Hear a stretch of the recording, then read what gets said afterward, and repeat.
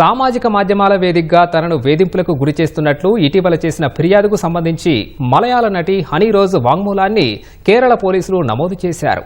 ఇప్పటికే 30 మందికి పైగా కేసు నమోదు చేసిన పోలీసులు ఓ వ్యక్తిని అరెస్ట్ చేశారు. మరోవైపు నటి హనీ రోజ్కు మలయాళ మూవీ ఆర్టిస్ట్ సంఘం అమ్మ మద్దతు ప్రకటించింది.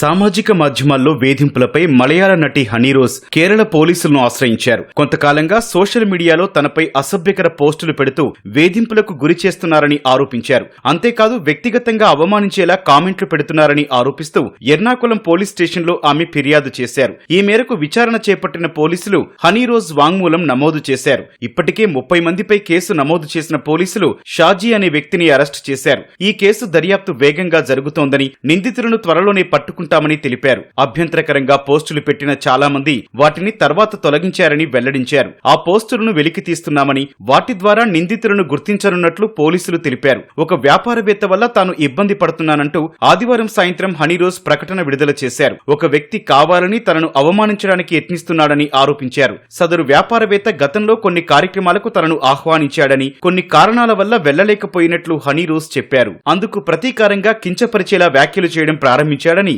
ఆవేదన వ్యక్తం చేశారు. సామాజిక మాధ్యమాల్లో తనపై అసభ్యకరమైన పోస్టులు పెడుతున్నాడని ఆరోపించారు. అందుకే పోలీసులను ఆశ్రయించినట్లు చెప్పారు. వివరణాత్మక విమర్శలను తాను స్వీకరిస్తానని హనీ రోజ్ తెలిపారు. తన లుక్స్ పై వేసే సరదా జోక్స్, మీమ్స్ ను స్వాగతిస్తారని, అయితే వాటికి ఒక హద్దు ఉంటుందన్నారు. అసభ్యకరంగా చేసే కామెంట్స్ ను ఏమాత్రం సహించబోనని, అలాంటి కామెంట్స్ చేసే వారిపై న్యాయ పోరాటం చేయనున్నట్లు నటి హనీ రోజ్ తెలిపారు. నటి హనీ రోజ్ కు మలయాళం మూవీ ఆర్టిస్ట్ సంఘం అమ్మ మద్దతు తెలిపింది. సామాజిక మాధ్యమాల్లో ఆమెపై అభ్యంతరకరంగా పెడుతున్న పోస్టులపై చట్టపరంగా తీసుకునే చర్యలకు తమ మద్దతుంటుందని ఓ లేఖ విడుదల చేసింది. కొందరు ఉద్దేశపూర్వకంగా చేస్తున్న కామెంట్స్ ను తీవ్రంగా ఖండించిన మలయాళం మూవీ ఆర్టిస్ట్ సంఘం అవసరమైతే న్యాయ సహాయం అందజేస్తామని తెలిపింది.